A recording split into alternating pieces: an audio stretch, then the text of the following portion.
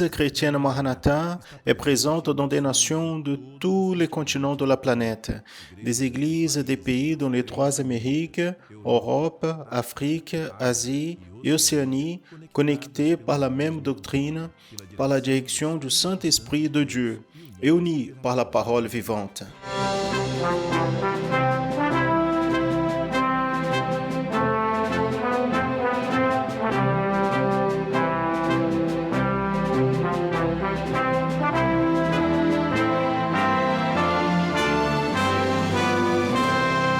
Des frères et sœurs de toutes les parties du monde participent d'un même culte, ensemble, dans un même corps et dans un même esprit.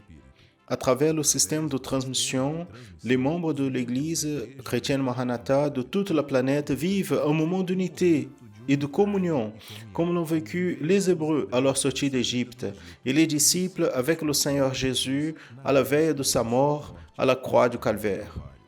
Des personnes de toutes les parties du monde sont touchées par l'Évangile éternel et par le message du retour imminent du Seigneur Jésus.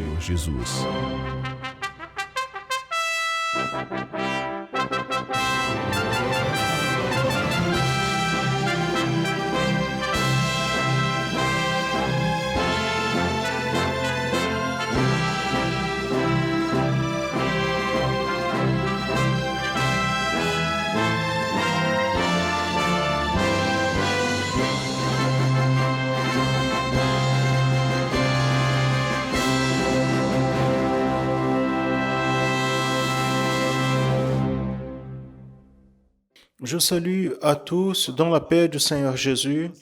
Nous commençons une édition de la programmation de l'Église chrétienne Maranatha en annonçant l'Évangile éternel. Ce programme est fait avec beaucoup de soin, spécialement pour vous et pour toute votre famille. Et nous voici dans une édition de plus de cette programmation qui a comme objectif de vous transmettre un message.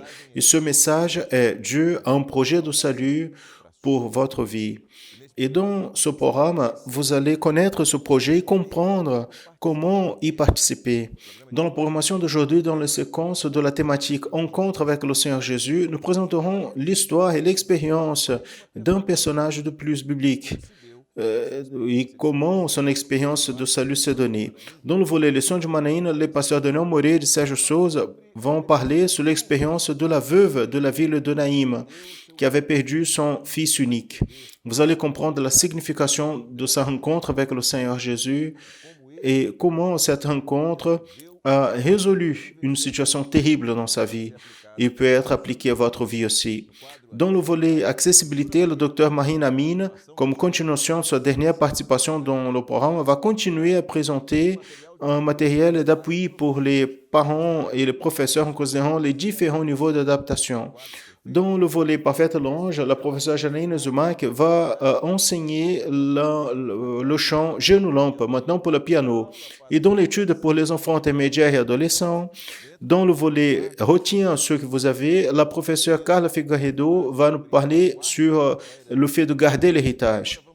Nous allons entendre une louange. Et après la louange, vous assistez au volet Leçons du Manaïm.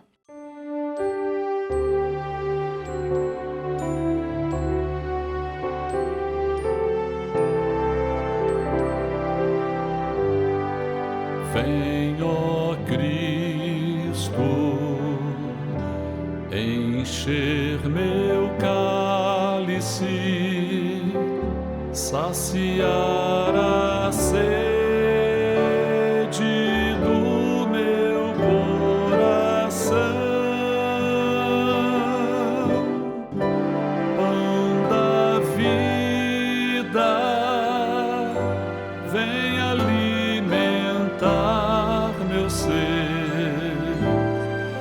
vem meu cálice de gozo transbordar.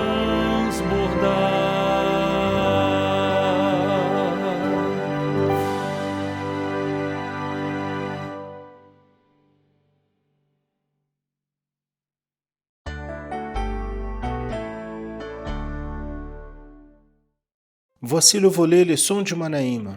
Que Dieu bénisse à tous dans la paix du Seigneur. Pasteur Sergio, la paix du Seigneur. La paix du Seigneur à tous, la paix du Seigneur, Pasteur Daniel. C'est un privilège, une joie pour nous, votre participation et l'audience. Nous avons reçu des divers messages avec des témoignages et commentaires, Sergio, sur la programmation en annonçant l'évangile éternel. Vous aussi, vous pouvez participer. Vous pouvez voir à l'écran un QR code. Il suffit d'approcher l'appareil photo de votre smartphone de ce code et vous allez être dirigé pour un numéro WhatsApp à travers duquel vous pouvez nous envoyer un message. Participez. Envoyez votre commentaire, votre expérience. Tous les messages que nous recevons, ils sont lus et ont toute une grande importance pour nous. Un de ces messages venu de São Paulo, la ville de Santos. Ana Paula a commenté la programmation nourrit nos âmes dans ce moment si difficile que nous sommes en train de passer. Tânia Marrado Vitoria, Espírito Santo, nous a écrit: il est merveilleux la compréhension reçue de manière profonde, ce qui nous fait comprendre la parole dans 2 Corinthiens 3, verset 6, qui nous dit: car la lettre tue, mais l'esprit donne la vie.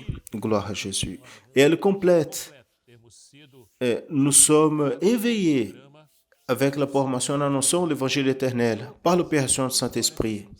Dans la programmation de la semaine dernière, nous avons demandé qu'on nous envoie des commentaires sur la rencontre du Seigneur Jésus avec une veuve dans la ville de Naïm, enregistrée dans l'évangile de Luc, chapitre 7, du verset 11 au verset 17.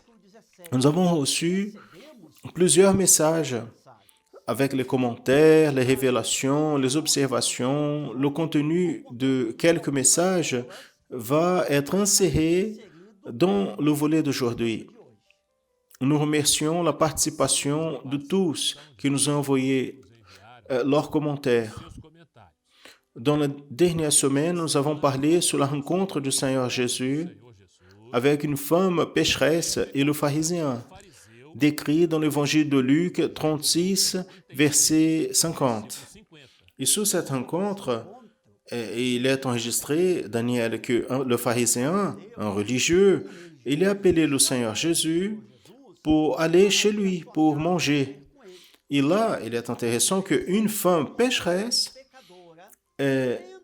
en sachant où le Seigneur Jésus était à ce moment-là, il est allé à la maison du pharisien.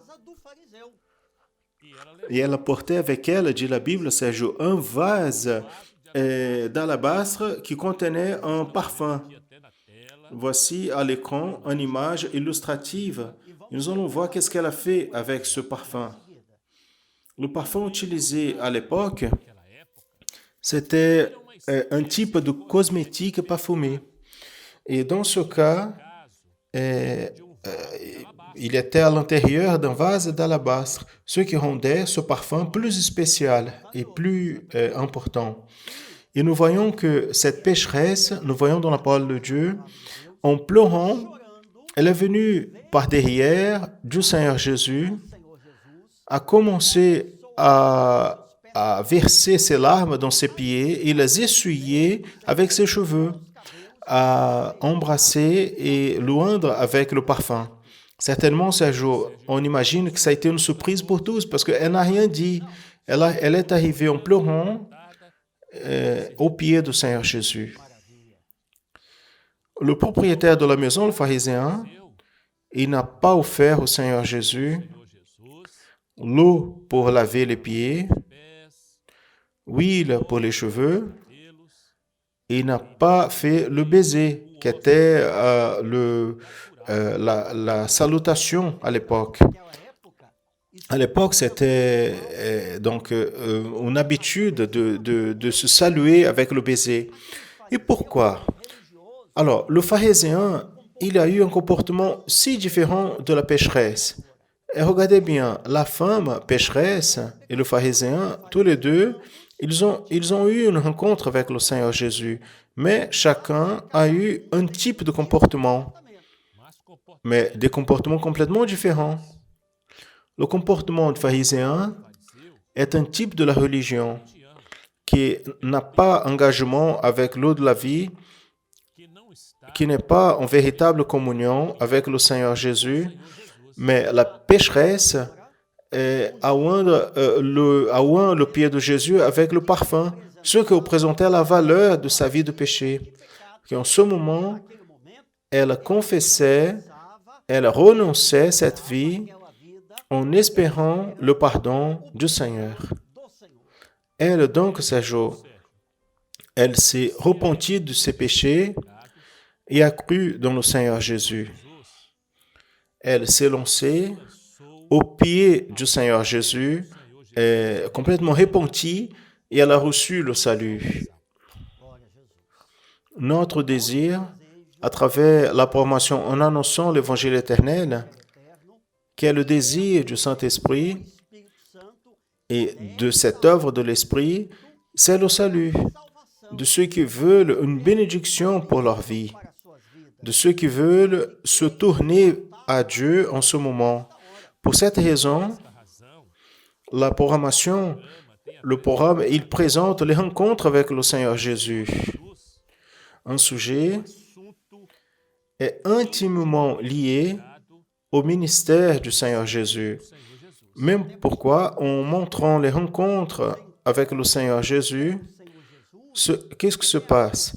Le Saint-Esprit, qui est une action qui vient du haut, du Saint-Esprit de Dieu, le Saint-Esprit, il éveille les personnes à chercher la présence de Dieu afin qu'ils puissent avoir la même expérience, une rencontre avec Jésus. La rencontre avec le Seigneur Jésus commence avec une reconnaissance du péché. Une fois que, comme dit la Bible, tous ont péché et déchus sont de la gloire de Dieu. Et quand on reconnaît le péché, l'homme, il s'aperçoit qu'il a ce poids sur sa vie. Et il a besoin d'être délivré de ce poids. Il a besoin, mais des fois, les personnes, elles ne savent même pas comment faire ou quoi faire afin qu'elles puissent avoir une rencontre avec le Seigneur Jésus et reçoivent le salut. Mais la Bible enseigne cela. Et vous pouvez avoir une rencontre avec le Seigneur Jésus maintenant, en reconnaissant tout d'abord votre condition de pécheur. L'homme, il a besoin, comme dit la Bible, de confesser avec sa bouche le Seigneur Jésus. Et en son cœur croit que Dieu l'a ressuscité des morts afin qu'il soit sauvé. Il y a un moment dans la vie où cette décision apparaît devant l'homme. Même l'homme ne s'est pas préparé pour ce moment. Mais si ça c'est le moment, cette décision, ce choix se présente devant vous, ne laissez pas pour après. Prenez maintenant votre décision d'accepter le Seigneur Jésus. Votre élection vient de Dieu. Et c'est lui qui fait l'appel, c'est le Seigneur Jésus. Et comme dit la parole de Dieu en 2 Corinthiens 6, 2, voici maintenant le temps acceptable. Voici maintenant le jour du salut. Gloire au nom du Seigneur. Nous allons maintenant apporter des aspects géographiques des régions qui se sont donné les rencontres du Seigneur Jésus avec des personnes, des groupes et des foules. Nous allons commencer à partir d'ici, de l'Amérique du Sud, jusqu'à la région, ici le continent africain, Égypte, l'Asie, toute cette région d'Israël, région dans laquelle le Seigneur Jésus a eu ses rencontres. Des rencontres avec des personnes, des foules. Voici la mer Rouge, Samarie, la ville importante, n'est-ce pas? Nous voyons ici aussi la ville de Jérusalem. Va apparaître ici une flèche qui montre la distance, 100 km. de Jérusalem à la ville de Naïm. En rappelant que cette distance, une estimation, parce que ça, ce qu'on a montré ici, c'est en vol d'oiseau. Nous avons la mer de la Galilée, la ville de Tibériade, la mer de la Galilée, connue aussi comme le lac de Génézareth au Tibériade. C'est vrai. Ici, le Seigneur Jésus a appelé ses premiers disciples. Il a calmé la tempête. Une très belle image de la mer de la Galilée. Toute cette région, à la berge de cette mer. Donc, c'est donné plusieurs rencontres avec le Seigneur Jésus, des personnes appelées, des villes, des signes. Voici les ruines des anciennes qu'on voit dans les temps de Jésus. En vérité, les ruines sont du passé, mais les images sont actuelles de ce que se voit aujourd'hui dans la région de la Galilée. De très belles images. Maintenant, nous sommes en train de voir donc le plan ici qui montre la distance entre Capharnaüm et Naïm, 35 km. C'était la marche d'un jour. Mais pourquoi, en quittant Capharnaüm, que le Seigneur Jésus est allé vers Naïm, qui est en vérité la thématique de notre promotion aujourd'hui, la rencontre de Jésus avec la veuve de Naïm.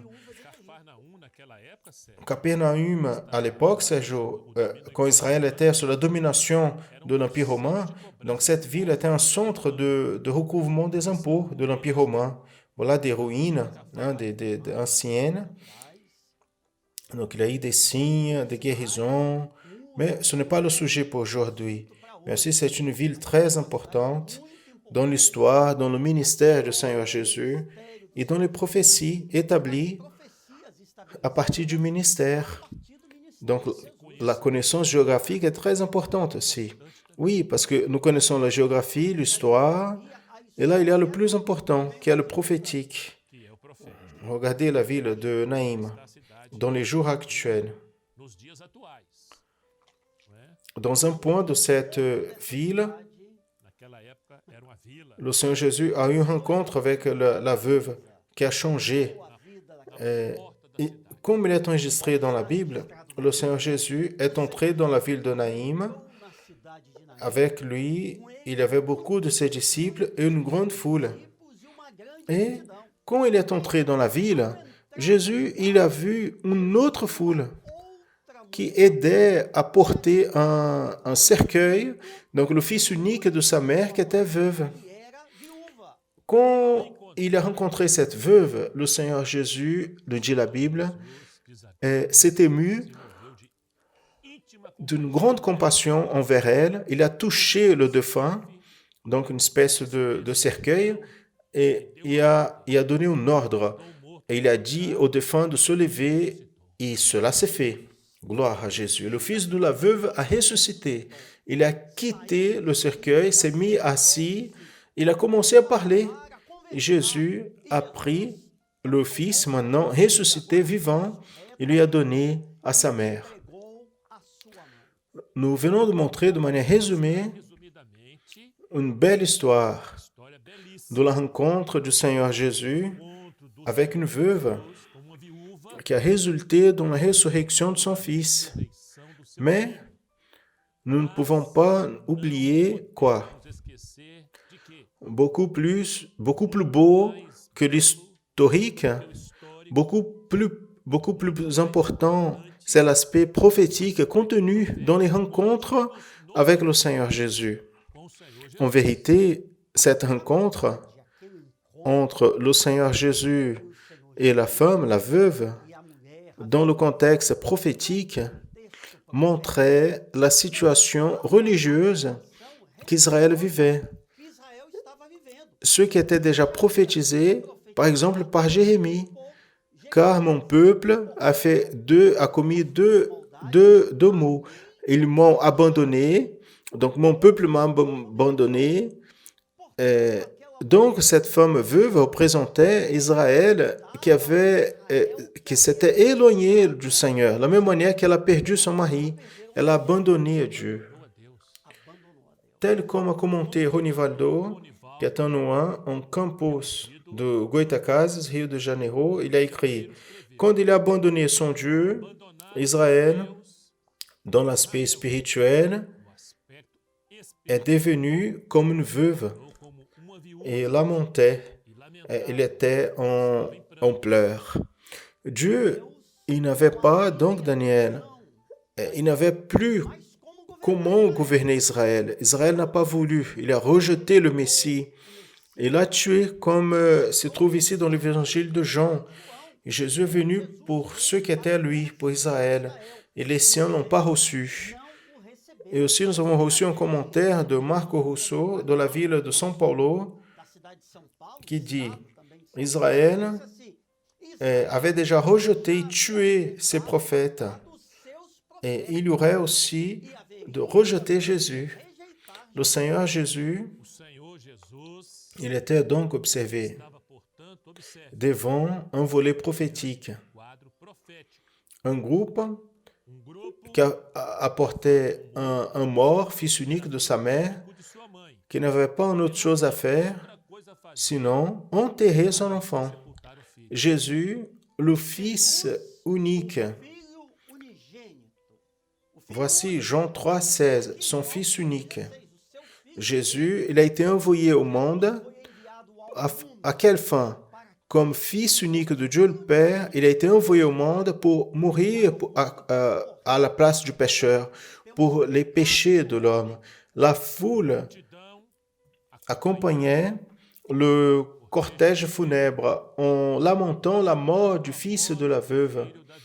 Quand le Seigneur Jésus, il touche le cercueil avec pouvoir de sa parole, il ressuscite le jeune homme.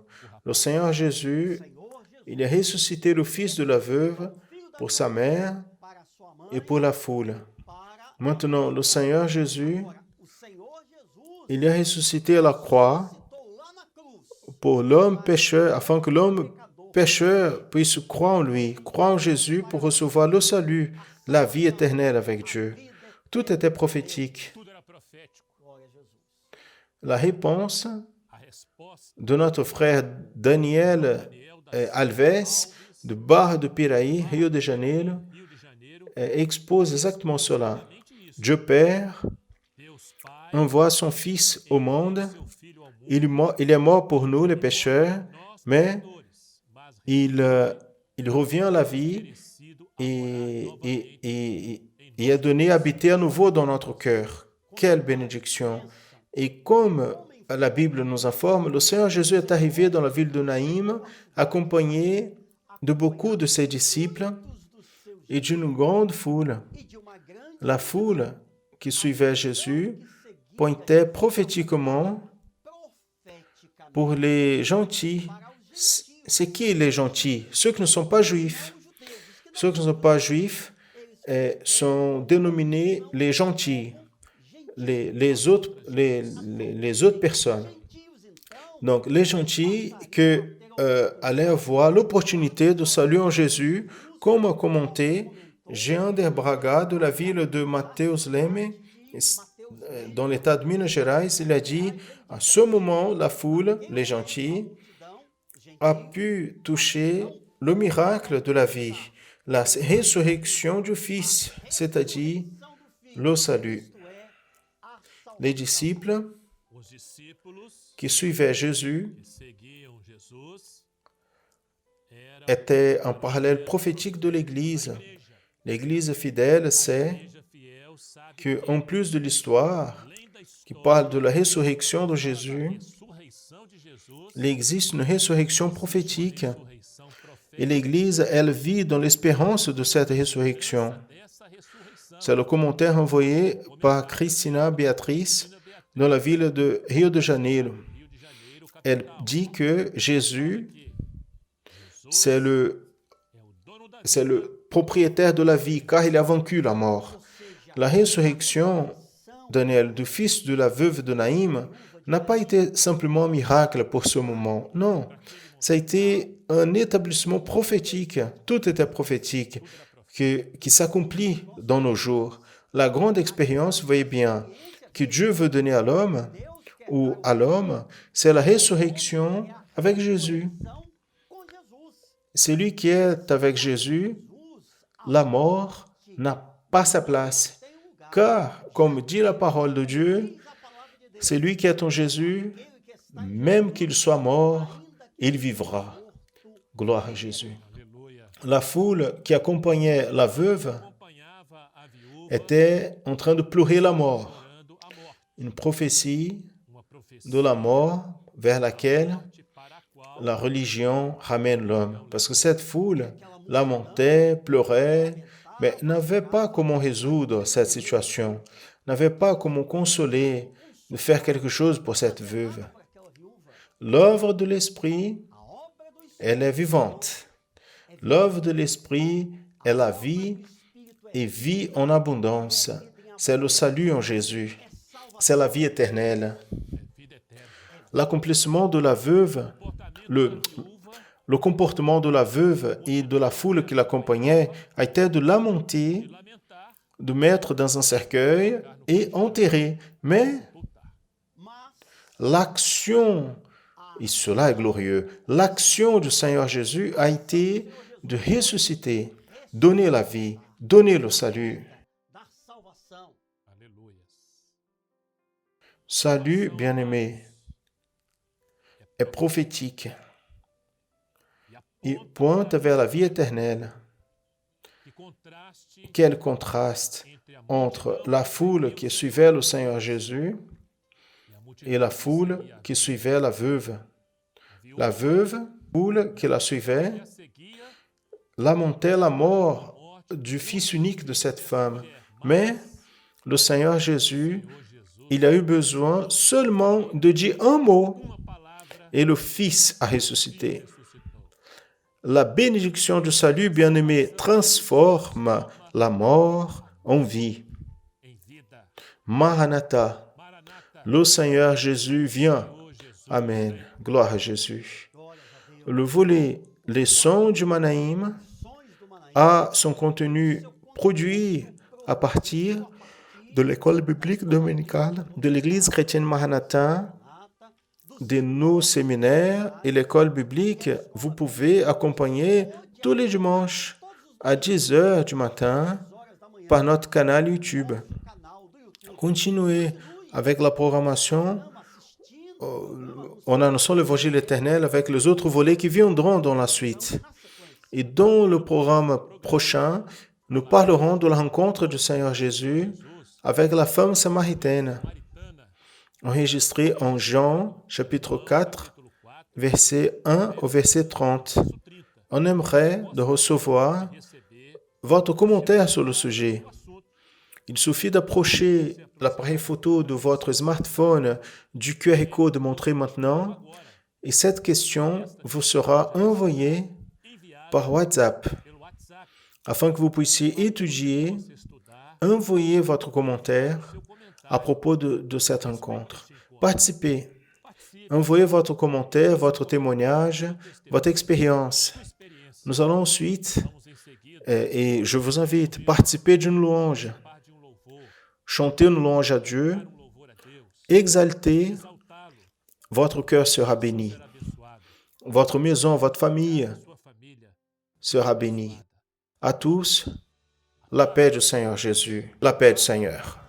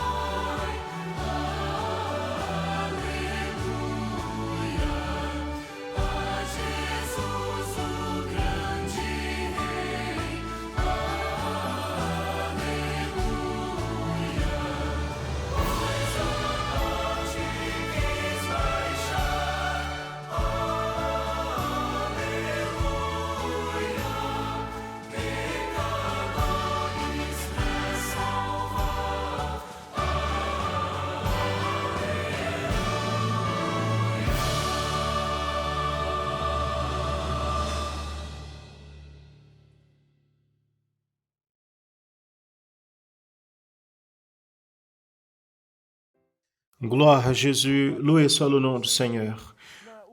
Dans la dernière participation dans cette programmation, la docteure Marie-Amine a présenté la proposition d'un matériel pour l'appui des parents et professeurs de l'école biblique dominicale pour l'enseignement des enfants qui ont des besoins spéciaux. Aujourd'hui, elle va compléter ce sujet en considérant les différents niveaux d'adaptation.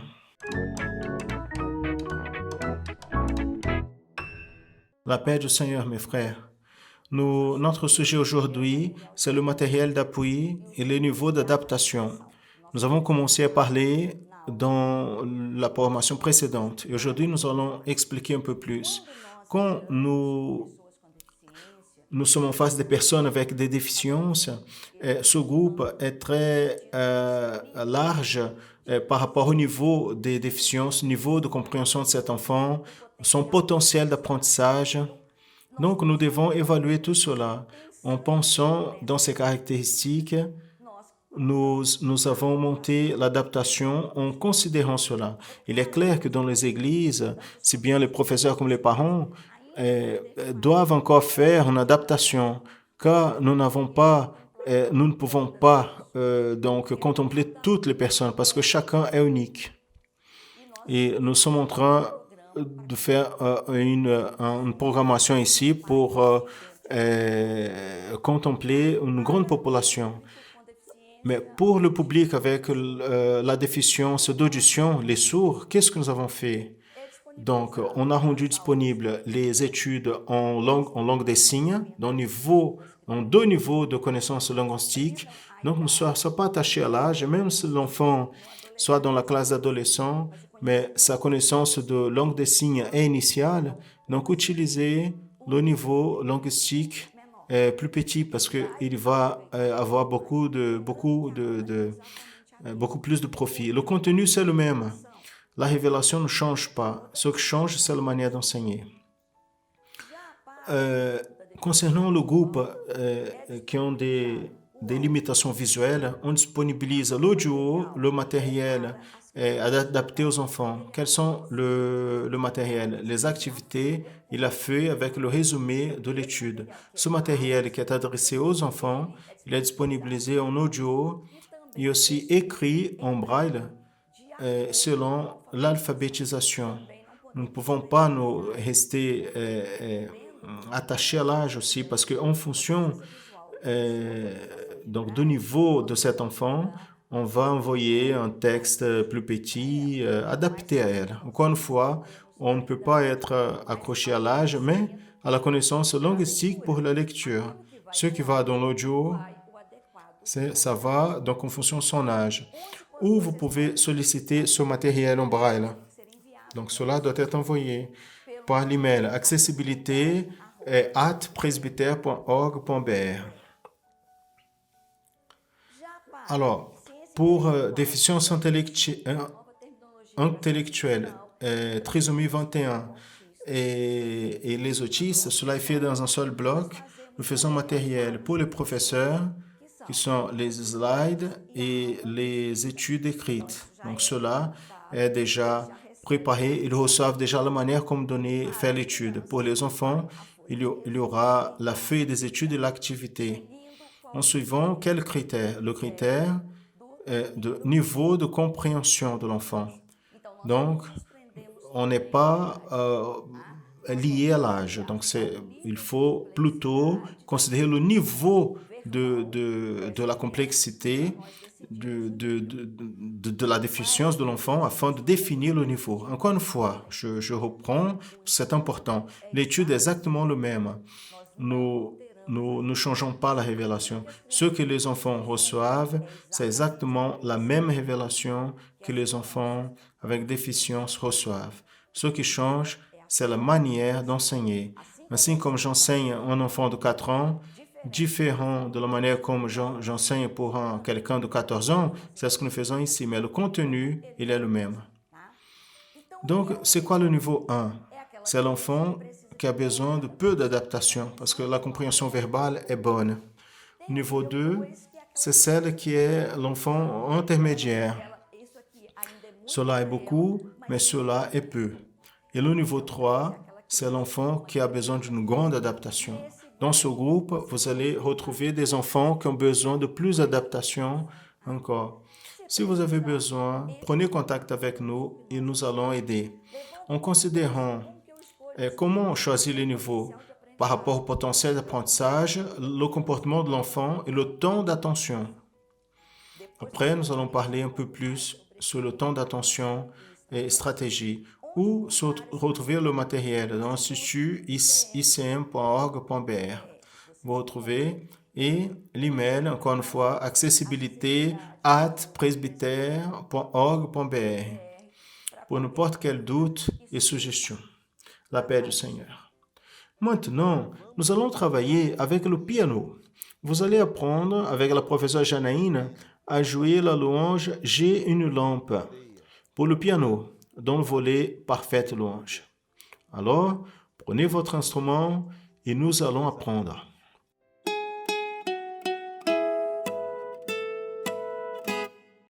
La paix du Seigneur à tous nos enfants intermédiaires et adolescents.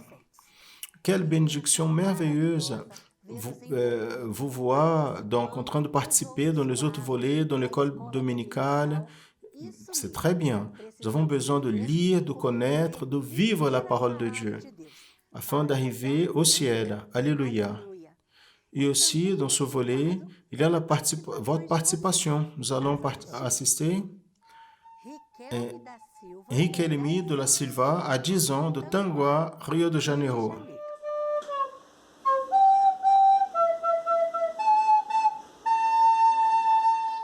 Cette petite qui joue son tambour est Manuela, de Divinópolis, Minas Gerais.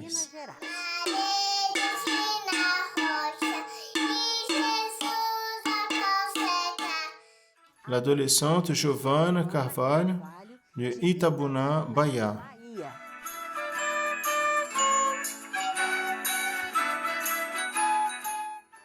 La petite Isabela, de Cataguases, Minas Gerais.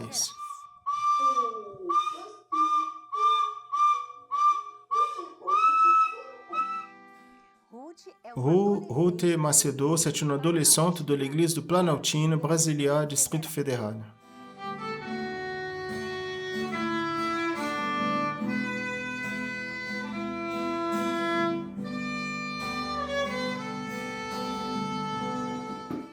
Celui-ci, c'est Israël, qui joue son tambour, de Milford, États-Unis.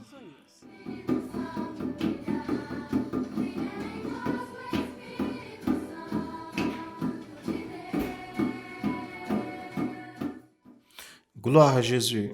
Aujourd'hui, nous allons apprendre l'introduction simplifiée au piano. Allons-y. Nous allons apprendre de nouveaux accords fondamentaux que nous n'avons pas encore appris. Le mi majeur septième. Nous allons revoir tous.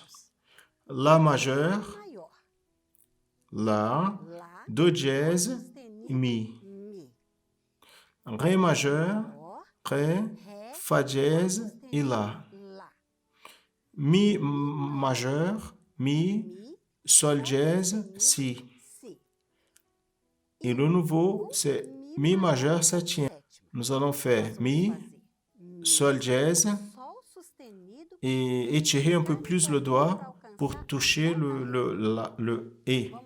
Nous allons voir au piano la position La majeur, La, Do dièse, Mi. Ré majeur, Ré, Fa dièse, La. Mi majeur, Mi, Sol dièse, Si. Et Mi majeur septième. Mi, Sol dièse, Ré. Maintenant, nous allons connaître la partition. La partie de la mélodie, nous avons déjà appris dans les études précédentes. Elle continue le même. Maintenant, nous allons apprendre le moment correct de faire les accords qui sont dans l'état fondamentaux. Mi, La, nous allons faire l'accord de La majeur. Ensuite, ensemble, avec le premier Sol dièse, l'accord de Mi majeur. Ensuite, avec le Fa dièse, dans le premier temps, Ré majeur. Ensemble, avec la note Mi, La majeur. Une autre fois, nous allons faire l'accord La majeur avec la note Fa dièse. Après, Mi majeur avec la note Mi au premier temps. Et maintenant, attention. Maintenant, l'accord, c'est septième. Mi, Sol dièse, Ré. Ensemble avec la note Ré. Do dièse pour La majeur. Une autre fois, La majeur avec Fa dièse. Note Mi avec Mi majeur. Maintenant, regardez, le Mi majeur septième. Nous allons étirer un peu le doigt pour faire ensemble avec la note Sol dièse. Et le dernier accord, La majeur, ensemble avec la note La. Et on va le retenir.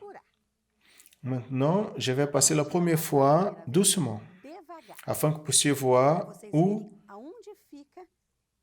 mettre les accords.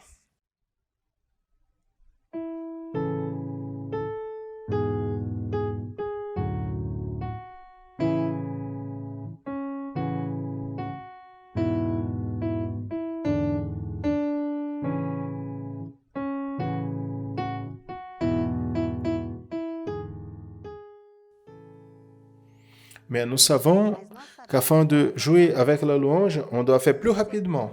Nous allons voir. Vamos lá?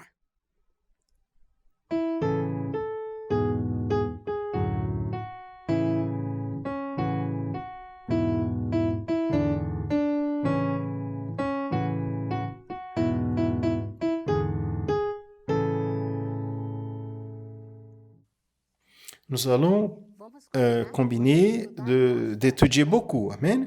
Je veux aussi vous dire que vous pouvez apprendre le reste de la louange par notre cahier de chant, si bien celle chiffrée comme celle de partition.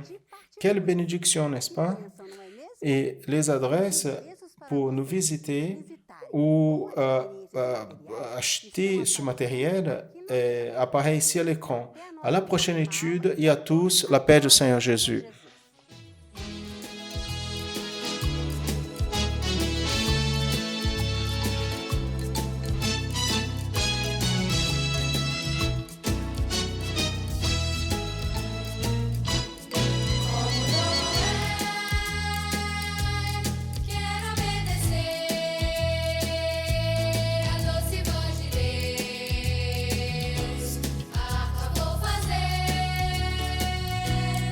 Como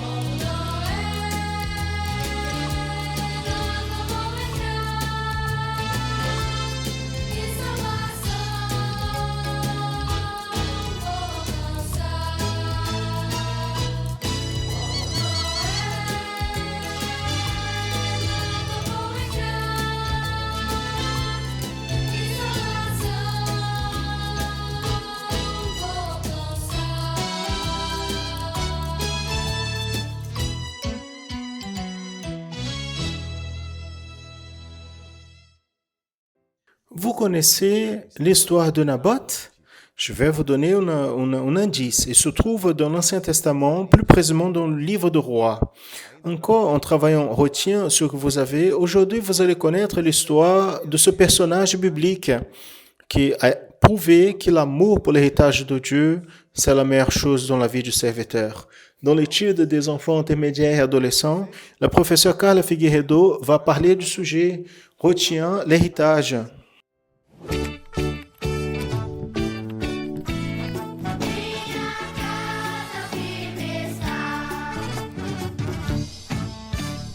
Nous saluons à tous les enfants intermédiaires et adolescents et ceux qui nous assistent dans la paix du Seigneur Jésus. La thématique de notre étude, c'est « Retiens ce que vous avez ». Et dans cette quatrième étude, nous voyons « Retiens l'héritage », le témoignage de Naboth. J'invite à tous de lire avec moi le verset projeté à l'écran. Mais Naboth a dit à Achab, « Que le Seigneur me garde, que je te donne l'héritage de mes parents. » 1er Roi, chapitre 21, verset 3. La parole de Dieu nous dit qu'en Israël, et recevoir une vigne d'héritage, c'est une grande joie pour le père de famille. La vigne est une plantation de raisins qui servait de soutien pour cette famille. Naboth a reçu cet héritage, est passé de père à enfant, et il avait une grande joie d'avoir cet héritage dans sa vie. Mais la parole de Dieu aussi nous dit que dans cette période, il y avait le roi mauvais et désobéissant au Seigneur appelé le roi Achab. Et un jour, le roi Achab a regardé de son palais et a vu la vigne de Naboth. Cette vigne était voisine de son palais. Il a décidé de prendre cette vigne de Naboth pour faire un jardin potager. Mais même si le roi savait l'importance que la vigne avait pour Naboth, il ne s'est pas préoccupé avec ça. Il est allé vers Naboth pour faire des propositions pour prendre sa vigne. Il a dit à Naboth, « Donne-moi ta vigne afin qu'elle me serve de jardin, parce qu'elle est voisin à mon palais. » Il a continué en disant, « J'échange cette vigne, je te donne une meilleure. » Où il a dit, « Mettez un prix dans ta vigne, parce que moi je paierai. » Mais Naboth, même avec toutes ses propositions et d'être devant le roi, il n'a pas eu peur. Il a été ferme dans sa réponse. On va voir ce que Naboth a dit. Que le Seigneur me garde, que je donne l'héritage de mes parents. Gloire à Dieu pour cela. Ça, c'est le témoignage de Naboth. Naboth a été ferme et il a donné la valeur à son héritage. Et à travers ce témoignage, Dieu veut nous parler dans cette étude. Naboth représente le serviteur fidèle, celui qui aime l'œuvre du Seigneur, qui a plaisir à servir le Seigneur. Servir le Seigneur, c'est sa plus grande joie. Quand nous acceptons Jésus comme notre Sauveur, notre vie a été transformée. Nous avons reçu un héritage spirituel. La vigne, elle parle de l'œuvre de l'Esprit. Et le Saint-Esprit qui nous fait tout un travail dans notre cœur pour préserver notre salut. Il nous montre la foi vivante, véritable, qui vient de l'éternité. Il nous montre le secret de la parole de Dieu. Nous aide afin que notre salut soit préservé. Et nous avons besoin d'être affermis. Nous ne pouvons pas échanger notre bénédiction pour rien. Naboth, il a reçu beaucoup de propositions. Quand le roi Achab lui a dit « Donne-moi ta vigne afin qu'elle puisse me servir de jardin », il voulait dire à Naboth qu'il était à côté de lui, qu'il se préoccupait avec sa vie. Et cette proposition, nous recevons beaucoup qui se disent amis. Nous font beaucoup de propositions afin que nous perdons notre bénédiction par des choses passagères de cette vie. Mais nous sommes serviteurs de Dieu vivant et nous recevons le meilleur du Seigneur. C'est pour cela que nous nous bataillons afin que notre bénédiction soit préservée. On ne va échanger notre bénédiction pour rien dans cette vie. On va être ferme et dire comme Naboth, que le Seigneur me garde, que je te donne l'héritage spirituel. Gloire à Dieu pour cela. Et nous allons être attentifs à tout cela parce que Jésus il revient. Notre bénédiction, il s'approche chaque jour. Et tant que nous sommes ici, on en retenant, en attendant le retour du Seigneur Jésus, nous sommes affermis dans la promesse du Seigneur afin que chacun de nous puisse recevoir la bénédiction du salut et afin que nous puissions être affermis dans la promesse du Seigneur parce que lui-même, il nous a dit, c'est lui qui vaincra et héritera toutes choses. Et il sera mon fils. Gloire à Dieu, que cette parole soit une bénédiction pour notre vie. À tous, à la paix du Seigneur.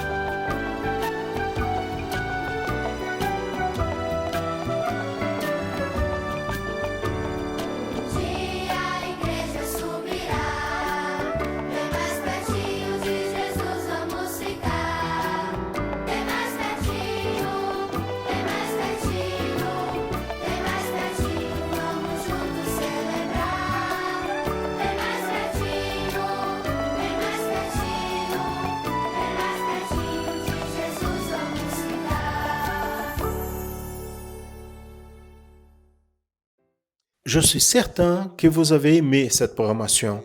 Donc, je veux vous informer que la programmation en annonçant l'Évangile éternel peut être assistée aussi dans nos diverses plateformes. En plus de la télévision, vous pouvez voir et revoir celui-ci et tous les autres programmes déjà transmis dans le canal de l'Église chrétienne Maranatha sur YouTube par nos applications. Et en plus de cela, vous pouvez encore interagir avec nous. Pointez l'appareil photo de votre smartphone vers ce code qui apparaît à l'écran. Parlez sur les divers volets de cette programmation, ce que vous avez plus aimé, quelles ont été votre expérience avec notre message. Envoyez-nous aussi vos suggestions. Il sera très bien de connaître votre opinion. Et en plus de cela, vous pouvez liker et partager cette programmation et les autres qui vous assistez avec les membres de votre famille et connaissances. Maintenant, je veux vous parler à vous, vous qui avez assisté à cette programmation, vous qui avez entendu le message transmis à travers lui, mais qui n'a pas encore eu une expérience avec Dieu. Je veux vous dire que cette expérience est possible et vous pouvez l'avoir avec lui, quelque chose de différent pour votre vie. Je veux vous dire que nous avons un canal direct pour vous répondre. Appelez gratuitement n'importe quelle heure de la journée pour ce numéro qui apparaît à l'écran 0800 707 376. Ce volet est exclusif pour répondre à ceux qui ne sont pas encore membres de l'Église chrétienne Maranatha, mais qui ont besoin d'une parole de la part du Seigneur et même d'une prière. Suivez-nous aussi par Instagram et Facebook et accédez au site de l'Église chrétienne Maranatha et de la Radio Manaïm. Téléchargez les applications gratuites, naviguez et connaissez davantage sur nous et nos plateformes numériques. Et vous pouvez encore accompagner notre agenda hebdomadaire qui est publié tous les lundis dans nos réseaux sociaux. Dans l'application de la Radio Manaïm, vous pouvez encore entendre de longe 24 heures par jour. Vous pouvez aussi assister et aussi partager les podcasts de messages de la parole de Dieu. Et ainsi, nous arrivons à la fin de cette édition de la programmation de l'Église chrétienne Maranatha en annonçant l'Évangile éternel. Et je veux faire une chose maintenant. Je vais vous rappeler quelque chose qui ne peut pas quitter votre agenda. Tous les dimanches à 10 heures du matin, dans le canal de l'Église chrétienne Maranatha sur YouTube, l'école biblique dominicale est transmise. Ça, c'est une programmation que vous, votre famille, vous ne pouvez pas rater. Dans la semaine prochaine, si le Seigneur nous permet, nous serons ensemble encore une fois à cette heure-ci avec une édition de plus de la programmation de l'Église chrétienne Maranatha en annonçant l'Évangile éternel. Maranatha, le Seigneur Jésus vient.